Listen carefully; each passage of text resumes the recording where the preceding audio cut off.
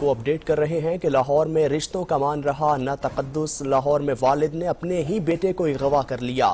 والد کی اصل میں والدہ سے ناراضگی چل رہی تھی، اکثر فون پر دھمکیاں دیا کرتے تھے۔ پولیس نے نوجوان سعد کی بہن کی مدعیت میں مقدمہ درج کر لیا۔ مغوی بولنے اور سننے کی صلاحیت سے محروم ہے۔ اسی بارے میں مزید تفصیلات جان لیتے ہیں نمائندہ 7 نیوز ملک مشتاق سے۔ جی ملک مشتاق، بتائیے گا یہ کیا معاملہ ہے؟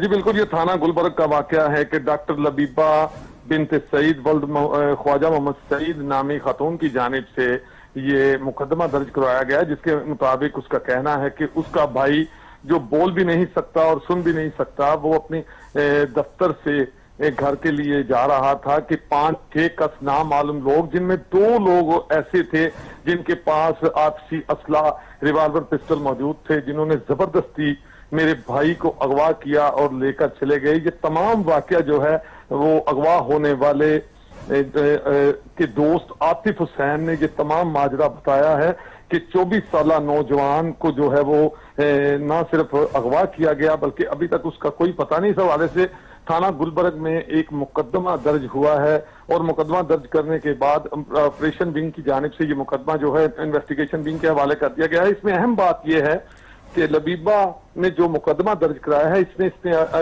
اس میں اپنے سگے باپ پر شک ظاہر کیا ہے کہ اس کی جانب سے جو ہے اس کے بھائی 24 سالہ سعد بن سعید کو جو ہے وہ اغوا کیا گیا ہے، جس حوالے سے انویسٹیگیشن پولیس کا یہ کہنا ہے کہ چونکہ مقدمہ درج ہوا ہے اور ہماری کوشش ہے کہ جلد جو ہے وہ ڈھونڈ لیا جائے گا، یہاں اس علاقے میں لگایا جائے اور ملزم کو جلد ڈھونڈ لیا جائے۔ ملک مشتاق، آپ کا بہت شکریہ۔